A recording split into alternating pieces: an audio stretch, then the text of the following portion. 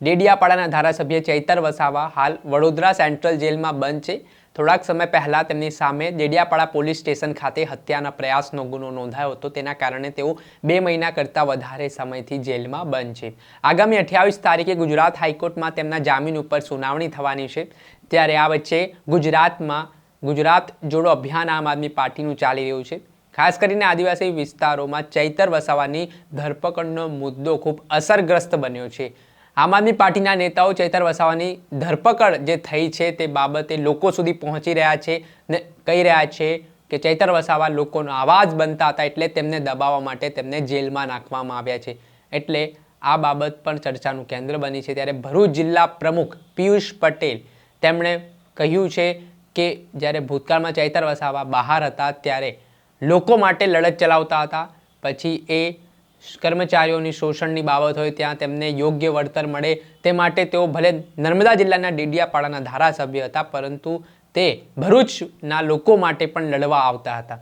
એટલું જ નહીં, તેમણે જ્યારે સમયસર ખેડૂતોને ખાતર નથી મળતું ત્યારે ખાતર માટે પણ લાંબી લાઈનો લાગતી હતી, ત્યારે તેઓ લડત ચલાવવા માટે ભરૂચ આવ્યા હતા। એટલું જ નહીં, અલગ અલગ મુદ્દાઓને લઈને પિયુષ પટેલે ધારાસભ્ય ચૈતર વસાવાએ જે લોકો માટે લડત ચલાવી તેને લઈને વાત કરતા શું કહ્યું તે સાંભળી લો। આપણી બહેનો, આપણા માતા બહેનો, આપણા ભાઈઓ જે નોકરી કરે છે એમને પૂરતું વળતર નથી મળતું।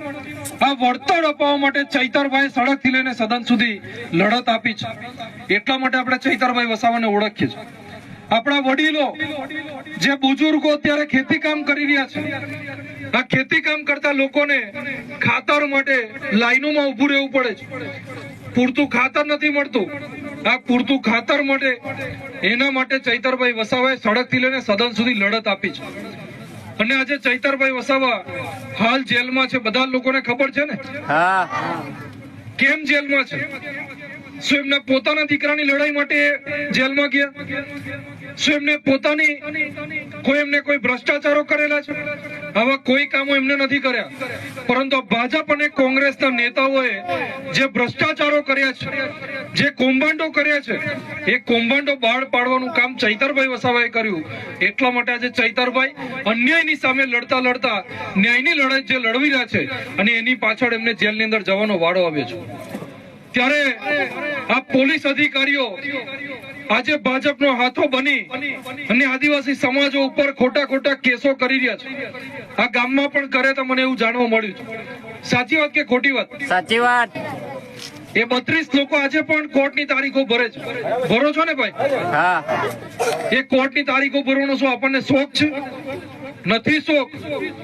પરંતુ ભાજપ અને કોંગ્રેસના નેતાઓને જ્યારે મત લેવાના હોય ત્યારે રાત્રે ચોરની જેમ ઘરે આવી ને દરવાજા ખખડાવે ને મત આપો એમ વાત કરી અને આપણને કંઈક 2-5 રૂપિયાની લાલચો આપે છે ને આપણા મત લઈ જાય છે।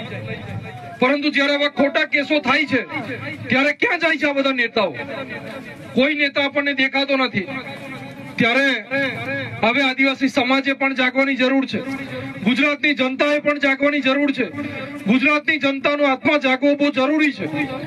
જેમ વિસાવદરની અંદર ગોપાલભાઈ ઇટાલિયા જંગી બહુમતીથી જ્યારે જીત્યા છે, ડેડિયાપાડાની અંદર ચૈતરભાઈ જ્યારે જંગી બહુમતી।